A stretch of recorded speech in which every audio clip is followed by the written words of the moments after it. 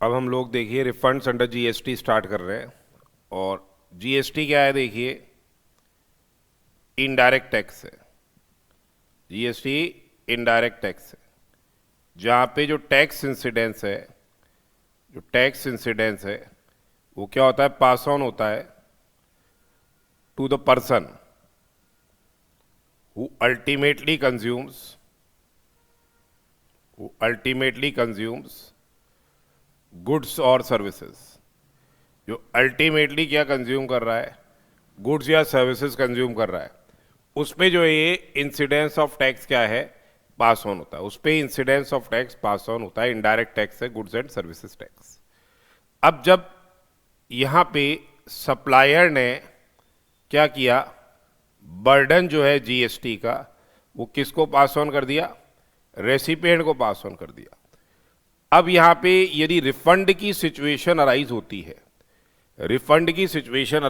है और refund supplier को दे दिया जाए, रिफंड क्या है, सप्लायर को दे दिया जाए, तो he will be what, unjustly enriched. Supplier क्या हो जाएगा, अनजस्टली एनरिच हो जाएगा। सप्लायर अनजस्टली एनरिच्ड हो जाएगा at the expense of the recipient. Consumer के एक्सपेंस पे वो अनजस्टली एनरिच हो जाएगा। इसलिए जो ये रिफंड है वो कहाँ डिपॉजिट करा दिया जाता है, एक अलग से फंड बना रखा है, कंज्यूमर वेलफेयर फंड। एक अलग से फंड है, कंज्यूमर वेलफेयर फंड। उसमें ये रिफंड का अमाउंट क्या है, क्रेडिट किया जाता है। उसमें ये रिफंड का अमाउंट क्या है, क्रेडिट किया जाता है। और सिर्फ एक्सेप्शनल सर्कमस्टांसेस जो सेक्शन 54 सबसेक्शन 8 के अंदर दे रखे हैं, 54 बेसिकली डील करता है रिफंड प्रोविजन से, तो 54(8) के अंदर जो सर्कमस्टांसेस दे रखे हैं उन्हीं में ही रिफंड क्या है, एप्लीकेंट को मिलता है। 6 सर्कमस्टांसेस जहां बता रखे हैं जहाँ रिफंड क्या है, एप्लीकेंट को मिलेगा instead of being what, credited wherein the consumer welfare fund. और वो 6 सर्कमस्टांसेस देखो, एक तो एक्सपोर्ट्स की बात हो गई, सीधी सी बात है, refund of tax paid on goods और services which are exported out of India, या फिर input services used in relation to the goods which have been exported. एक है refund of unutilized ITC on account of zero rated supply. एक जहां nature of supply changes, यानी जहां अपन ने IGST पे कर दिया, पे करना था सीजीएसटी एसजीएसटी, तो करेक्ट टैक्स जमा कराना पड़ेगा और आईजीएसटी का रिफंड मिल जाएगा। इंट्रा स्टेट सप्लाई मान के सीजीएसटी एसजीएसटी जमा करा दिया, पर वो इंटर स्टेट सप्लाई हो गई, तो इंटर स्टेट सप्लाई हो गई, तो करेक्ट टैक्स आईजीएसटी जमा कराओगे और सीजीएसटी और एसजीएसटी का आपको रिफंड उस केस में क्या होएगा, एडमिसिबल होगा। उसके अलावा देखिए, अगर कोई एडवांस मिला अगेंस्ट सर्विसेज और आपने उस पर जीएसटी जमा करा दिया, बाद में उस एडवांस को आपको रिफंड करना पड़ गया रेसिपिएंट को, अपन ने सर्विसेज सप्लाई नहीं करी, इनवॉइस जारी नहीं करी और वो एडवांस आपने रिफंड कर दिया, तो जो जीएसटी उस पर पे किया है उसका रिफंड आपको मिलेगा। बायर ने अगर इंसिडेंस ऑफ टैक्स बियर किया है तो उसका रिफंड मिलेगा, और नोटिफाइड क्लास ऑफ एप्लीकेंट्स है, तो 6 सर्कमस्टांसेस ऐसे हैं जहां रिफंड एप्लीकेंट को मिल रहा है, अदरवाइज वो रिफंड क्या है, कंज्यूमर वेलफेयर फंड में जमा हो रहा है। अब जो सेक्शन 54 है वो डील कर रहा है with the provisions relating to refund of tax.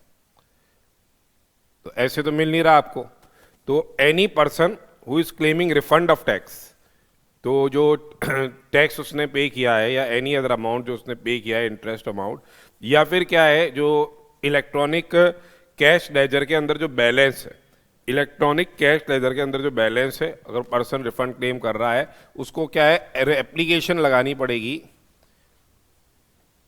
For refund of tax. उसको एप्लीकेशन लगानी है for refund in form GST RFD 01, किसमें,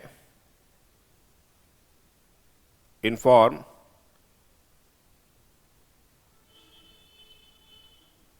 GST RFD 01।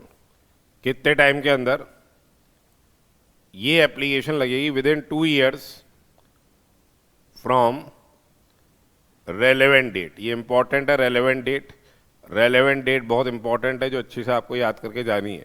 With in 2 years from the relevant date in form GST RFD 01 आपको क्या है, refund की application लगानी है। अब रेलेवेंट डेट क्या हो गई देखिए, जब गुड्स एक्सपोर्ट होते हैं ऑन पेमेंट ऑफ आईजीएसटी, तो इस आईजीएसटी का रिफंड तो यहाँ पे तो इट्स सेल्फ ही क्या होता है, अलग से एप्लीकेशन ही लगती है, अपन ने पढ़ा था।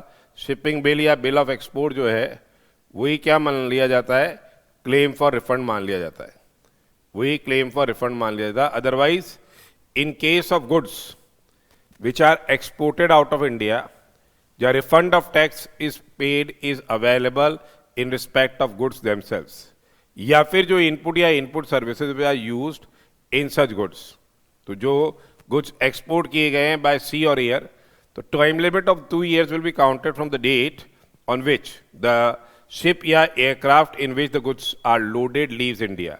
तो goods are exported by sea और air, the date on which the ship और aircraft in which the goods are loaded leaves India. अगर goods are exported by land, तो डेट ऑफ डिस्पैच, डेट जब वो गुड्स क्या है Passage the land frontier, date when the goods passes the land frontier. और goods are exported by post, तो अगर goods are exported by post, तो it is the date of dispatch of goods by the post office concern to a place outside India. Service के exports के relation में, in services, in case of services which are exported, या refund of taxes in respect of the services themselves, या input services which are used in provision of those services. तो अगर supply has been completed prior to receipt of payment, payment बाद में मिल रहा है, supply पहले हो गई है, तो आपको जो रिफंड की एप्लीकेशन है वो जब भी आपको पेमेंट मिलेगा उसके 2 साल के अंदर लगानी है। That is what the date of receipt of payment, the date of receipt of payment in convertible foreign exchange, the date of receipt of payment in say convertible foreign exchange। ठीक है। और अगर एडवांस में payment मिल गया है तो date of issuance of invoice, यदि एडवांस में पेमेंट मिल गया है तो इस केस के अंदर क्या हो जाएगा, the date of issuance of invoice. ठीक है। उसके बाद देखिए डीम्ड एक्सपोर्ट के केस में रिफंड की एप्लीकेशन, डीम्ड एक्सपोर्ट के केस में क्या हो जाएगा, the date on which the return relating to deemed exports have been filed. Deemed export के केस में क्या होता है, सप्लायर को रिफंड मिल जाता है या रेसिपिएंट को रिफंड मिल जाता है। रेसिपिएंट को या तो रिफंड मिल रहा है या रेसिपिएंट क्या ले सकता है, इनपुट टैक्स क्रेडिट ले सकता है डीम्ड एक्सपोर्ट के केस में। तो अगर रेसिपिएंट ने रिफंड ले लिया या आईटीसी ले लिया तो सप्लायर को फिर उस केस के अंदर रिफंड नहीं मिलेगा। पर अगर रेसिपिएंट ने ना तो रिफंड लिया है ना आईटीसी लिया है तो फिर supplier can claim the refund. तो सप्लायर जब रिफंड क्लेम करेगा तो उस केस के अंदर क्या होएगा, the date on which the return relating to deemed exports is से फर्निश्ड। फिर आती है बात in case of zero rated supplies, in case of से zero rated supplies, zero rated supplies में of goods and services to SEZ unit या SEZ developer, या refund of tax paid is available in respect of supplies themselves, या फिर क्या in respect of say input और input services used in such supply। तो फिर यहाँ पे जो रिफंड मिलेगा वो कितने टाइम में मिलेगा, 2 साल की टाइम लिमिट काउंट हो गई। Due date of furnishing the return under section 39, due date of furnishing the return under 39 in respect of such supplies. उसके अलावा देखिए वे the tax becomes refundable as a consequence of judgment, decree, order और direction of the appellate tribunal या authority या appellate authority या court. तो date of communication of such judgment, date of communication of such judgment, decree, order या direction. ठीक है। उसके अलावा अनयूटिलाइज्ड आईटीसी होगा on account of inverted duty structure. Inverted duty structure क्या होता है, जहाँ rate of tax on input जो होती है इज हायर देन आउटपुट, तो वो इन्वर्टेड ड्यूटी स्ट्रक्चर में आता है। तो यहाँ पे जो रिफंड की एप्लीकेशन है वो लगेगी due date for furnishing the return under section 39, due date of furnishing the return under section 39 for the period for which the claim for refund arises. Then provisional assessment के case में the date of adjustment of tax after final assessment thereof. Provisional assessment के case में date of adjustment of tax after final assessment thereof. In case of a person other than supplier, the date of receipt of goods or services or both by such person, and any other case it is a date of payment of tax. In any other case, it is a date of payment of tax. तो ये relevant date बहुत important है exam के point of view से. अब यहाँ पे देखिए रिफंड इंक्लूड्स क्या, जो refund of tax which is paid on zero rated supply of goods और सर्विसेज और बोथ, या input services use in making such zero rated supply. एक है refund of tax on supply of goods and services which are regarded as deemed exports, refund of tax which is regarded as deemed export, और एक आ गया आपने refund of unutilized ITC as provided in section 54(3).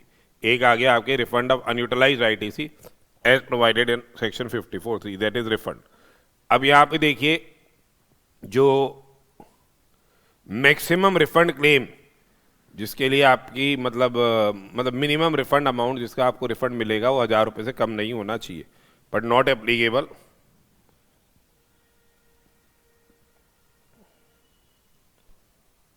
For E cash ledger. ठीक है, अगर आपका refund claim 2 lakh रुपए से ज़्यादा है तो आपको क्या है सीए या सीएमए से सर्टिफिकेट लेना पड़ेगा, और अगर 2 लाख से एक्सीड नहीं कर रहा है तो आपको ये डिक्लेरेशन देनी पड़ेगी कि टैक्स इंसिडेंस आपने पास ऑन नहीं किया है, टैक्स इंसिडेंस आपने पास ऑन नहीं किया है. तो फंडामेंटली जो रिफंड का अमाउंट है वो बेसिकली कंज्यूमर वेलफेयर फंड में जमा हो जाता है, परंतु 54(8) में जो सर्कमस्टांसेस लिस्टेड है वह रिफंड का अमाउंट क्या है एप्लीकेंट को मिलता है. ठीक है, 60 दिन के अंदर इनको रिफंड देना है, 60 दिन के अंदर. अगर 60 डेज के अंदर एक्नॉलेजमेंट से रिफंड नहीं दिया तो विल बी एंटाइटल्ड इंटरेस्ट. अब ये इंपॉर्टेंट है, ये याद रख के जाइएगा, वेरी वेरी इंपॉर्टेंट, कि जो सरकमस्टांसेस हैं 54(8) में, ये सरकमस्टांसेस जो हैं जहाँ रिफंड एप्लीकेंट को मिलेगा instead of being credited to the consumer welfare fund. जैसा पहले मैंने आपको बताया, basically refund of tax paid on export of goods or services, refund of tax paid on export of goods or services, या input services used in making such exports. तो refund of tax paid on export of goods or services या input services used in making such export. फिर दूसरा हो गया refund of say unutilized ITC. दूसरा क्या हो गया refund of unutilized ITC on account of या accumulated ITC on account of inverted duty structure या unutilized ITC on account of zero rated supply. दूसरा हो गया zero rated supply. फिर है refund of tax paid on supply which is not provided either wholly or partially. Refund of tax paid on supply which is not provided either wholly or partially and for which invoice has not been issued या where refund voucher has been say issued. ठीक है, यानी जैसे services है, advance लिया आपने, उस पे जीएसटी पे किया, फिर ये एडवांस वापस से क्या है रिफंड करना पड़ गया, रिफंड वाउचर जारी कर दिया, टैक्स इनवॉइस जारी नहीं की है क्योंकि अपन ने कोई सर्विस प्रोवाइड ही नहीं की, तो ये जीएसटी जो आपने पे किया था सरकार की ट्रेजरी में उसका रिफंड आपको मिलेगा. फिर जहां nature of supply changes, nature of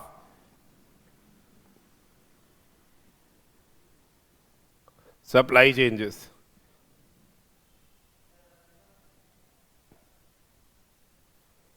interstate supply, अपन ने सीजीएसटी प्लस एसजीएसटी क्या कर दिया डिपॉजिट करा दिया, इसको माना अपने इंट्रास्ट रेट सप्लाई, इसको माना अपने इंट्रास्ट rate supply.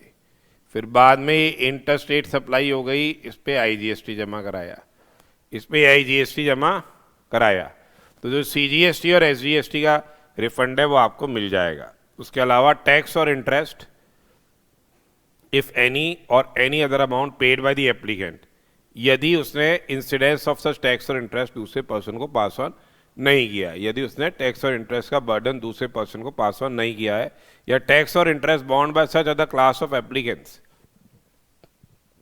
As the government में on recommendation of council by notification specified. In above cases, certificate from chartered accountant या cost accountant will not be required यदि amount of refund exceeds rupees 2 lakhs also. ठीक है. अब और जो other provisions दे रखे हैं वो क्या है देखिए. जो रिफंड है it will be granted in cash and credit depending upon the original mode of payment.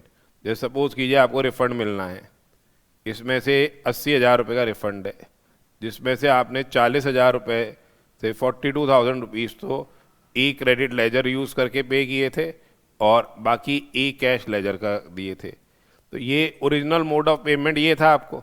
तो 42,000 तो आपके इलेक्ट्रॉनिक क्रेडिट लेजर में क्रेडिट हो जाएंगे. ये तो इलेक्ट्रॉनिक क्रेडिट लेजर में क्रेडिट हो जाएंगे. 38,000 रुपीज़ आपको कैश में मिल जाएगा. कितने टाइम लिमिट के अंदर ये रिफंड आपको मिलेगा? टाइम लिमिट है 60 डेज. 60 दिन के अंदर आपको रिफंड मिलेगा. 60 दिन के अंदर from the receipt of the application. Receipt of application कब मानी जाएगी? जब उसकी जो डेटेड एक्नॉलेजमेंट मिल जाती है.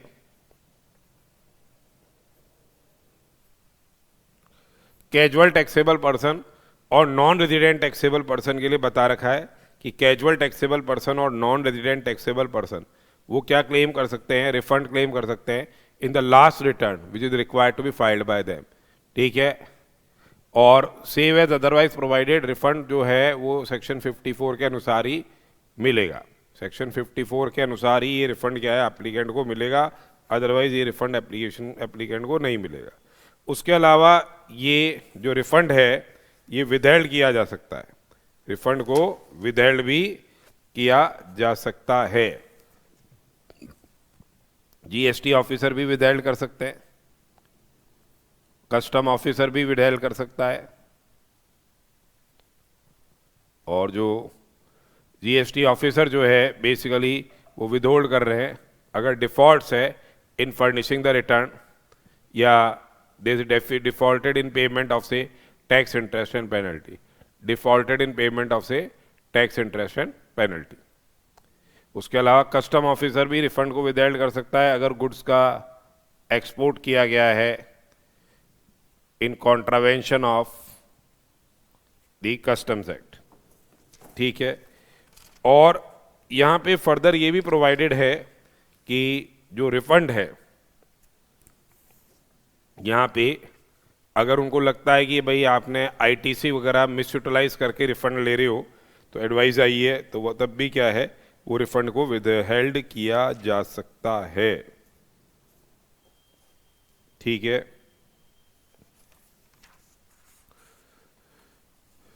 विदहेल्ड रिफंड तब भी विदहेल्ड हो जाएगा on disposal of the till the disposal of the appeal. और अगर फिर आपका ये सारे जो रिक्वायरमेंट्स हैं वो फुलफिल हो जाते हैं, रिटर्न्स फर्निश हो गया, कोई आपका डिफॉल्ट नहीं रहा, तो फिर आपको जो विदहेल्ड रिफंड है वो ग्रांट कर दिया जाएगा अलॉन्ग विद द इंटरेस्ट. तो बेसिकली हम बात कर रहे थे application for refund. It is to be made in form GST RFD 01. Application for refund is to be made in form GST RFD 01. कितने टाइम के अंदर? Within 2 years from the relevant date. Relevant date बता रखी है आपको 54 के अंदर जो अभी अपन ने डिस्कस करी थी. फिर इसकी जो है एक्नॉलेजमेंट मिल जाएगी इन form GST RFD 02 with in से 15 डेज. ठीक है. यदि प्रॉपर ऑफिसर को लगता है कि भाई जो एप्लीकेशन है वो it's complete in all respects तो आपको एक्नॉलेजमेंट दे रहे हैं, और नहीं तो आपको डेफिशिएंसी बताई जा रही है, डेफिशिएंसी इंटीमेट की जा रही है आपको इन फॉर्म GST RFD 03. और आपको वापस से फिर क्या है एप्लीकेशन लगानी पड़ेगी. फिर आपको वापस से क्या है एप्लीकेशन लगानी पड़ेगी. अब देखिए जितना टाइम अपन ने ये एप्लीकेशन लगाई पहले वाली, ठीक है, और उन्होंने डेफिशिएंसी को इंटीमेट किया, तो ये जो टाइम है ये 2 साल की टाइम लिमिट में एक्सक्लूड कर दिया जाएगा. तो इन case of deficiency in refund application limitation period of 2 years for making refund claim is to exclude the time period from the date of filing the refund claim, from the date of filing the refund claim till the date of communication of the deficiency. तो ये time क्या हो जाएगा exclude कर दिया जाएगा. ठीक है. फिर प्रोविजनल बेसिस पे भी रिफंड आपको ग्रांट कर दिया जा सकता है, से इन case of zero rated supply, जब 90% आपको क्या है प्रोविजनल बेसिस पे क्या है रिफंड क्लेम ग्रांट किया जा सकता है। बेसिकली इन केस ऑफ से जीरो रेटेड सप्लाई और इन्वर्टेड ड्यूटी स्ट्रक्चर के केस में 90% क्या है आपको प्रोविजनल बेसिस पे रिफंड ग्रांट किया जा सकता है, but the person must not have been prosecuted for any offence, person must not have been prosecuted for any offence. ठीक है, for a period of 5 years exceeding rupees 2.5 crores, that tax evasion involved exceeds rupees 2.5 crores, then payment advice दी जा रही है आपको in form GST RFD 05 and order sanctioning the refund is to be given in say form GST RFD 06। आपको facility भी दे रखी है कि आप रिफंड की एप्लीकेशन को क्या है विड्रॉ कर सकते हो, और जो रिफंड अमाउंट है वो आपके बैंक अकाउंट में इलेक्ट्रॉनिकली क्रेडिट होगा, और अगर 60 डेज के अंदर आपको रिफंड नहीं दिया गया तो आपको इंटरेस्ट मिलेगा at rate of 6% per annum.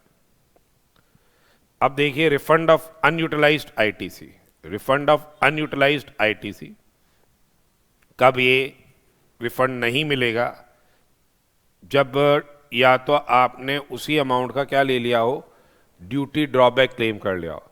यदि सप्लायर हैज अवेल्ड, ये सेक्शन 54 में ही दे रखा है, यदि supplier has availed duty drawback और in respect of the CGST या claims refund of the IGST, तो फिर उस केस के अंदर क्या है विल नॉट बी एलिजिबल। यदि goods are subject to export duty, अगर goods are subject to export duty, ठीक है, यदि supplier claims refund of the output tax paid under the IGST then he will not be eligible to claim the refund of से unutilised ITC. अब यहाँ पे देखिए eligible कब हो रहा है, एक तो हो गया एक्सपोर्ट ऑफ गुड्स और सर्विसेज, ठीक है, एक्सपोर्ट ऑफ सर्विसेज के केस में बैंक रियलाइजेशन सर्टिफिकेट या foreign inward remittance certificate is required. दूसरा है सप्लाई टू से एसईजेड यूनिट या एसईजेड डेवलपर, और तीसरा है inverted duty structure.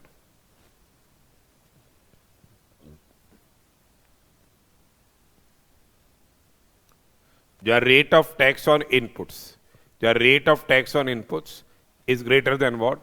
The rate of tax on the outputs, other than say nil rated या fully exempt. Rate of tax on inputs is greater than what? Rate of tax on the outputs.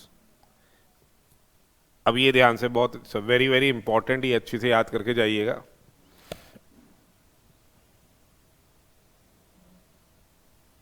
ये जो है refund of ITC on account of से inverted duty structure, refund of ITC on account of inverted duty structure, इसमें maximum refund कैसे मिलेगा आपको, ये फॉर्मूले से मिल रहा है। या क्या है देखो, turnover of inverted rated supply of goods और services divided by adjusted total turnover into net ITC. Net ITC मतलब जो आईटीसी ऑन इनपुट सी है या इनपुट सर्विस और कैपिटल गुड्स ये नहीं आ रहे हैं, इनपुट सर्विस या कैपिटल गुड्स यहाँ नहीं आ रहे हैं। तो ये क्या हो गया basically turnover of inverted rated supply of goods और सर्विसेज, जहाँ इन्वर्टेड रेटेड सप्लाई तो पता ही है, जहाँ रेट ऑफ इनपुट सपोज करो रेट ऑफ इनपुट क्या है 18% है और आउटपुट रेट क्या है सिर्फ 5% है, तो ये इन्वर्टेड रेटेड में आ रहा है, ठीक है, ये इन्वर्टेड रेटेड में आ रहा है। तो टर्नओवर आ गया ऊपर inverted rated supply of goods और सर्विस, नीचे आ गया adjusted total turnover into net ITC minus the tax payable, minus the tax payable on inverted rated supply of goods and services, minus the tax payable on inverted rated supply of goods और services into net ITC divided by what, क्या ITC availed on input and input service. ये नई चीज जुड़ी है, ये ध्यान रखिएगा, net ITC into ITC availed on input and input services. Net ITC क्या हो गया, net ITC shall mean what the input tax credit availed on input, सिर्फ इनपुट्स पे during the relevant period other than ITC जिसका refund आपने 89(4)A और 4B के अंदर क्लेम किया है। अदर देन आईटीसी जिसका रिफंड आपने 89(4)(a) और 4(b) में क्लेम किया है।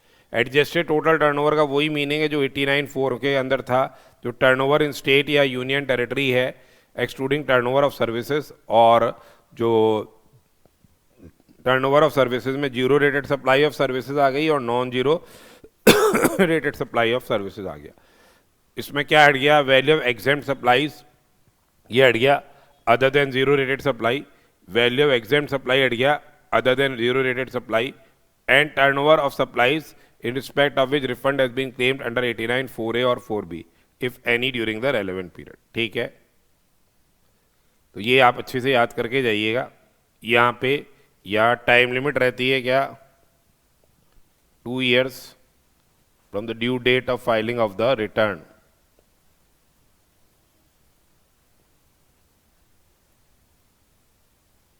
और जो भी अपन ने रिफंड क्लेम किया है वो इलेक्ट्रॉनिक क्रेडिट लेजर में अमाउंट ये क्या हो जाएगा, डेबिट हो जाएगा।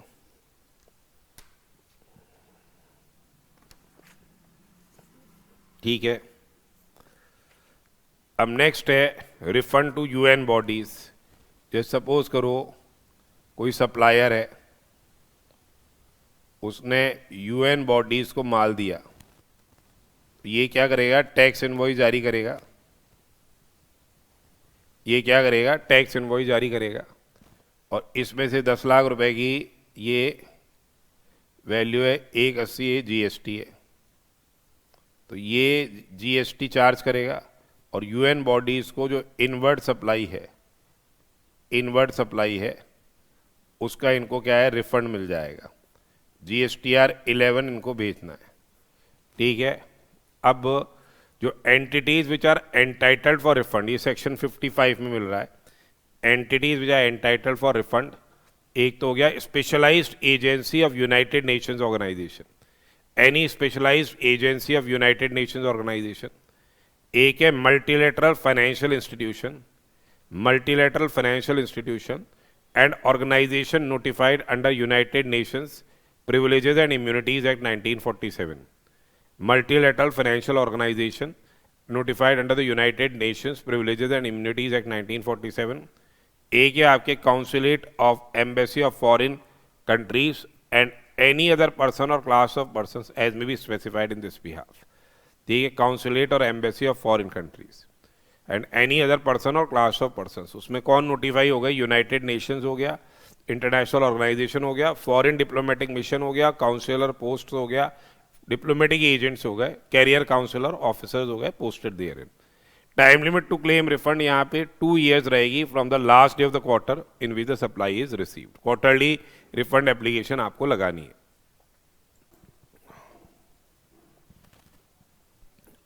सेक्शन 56 के अंदर आपको इंटरेस्ट ऑन डिलेड रिफंड्स है।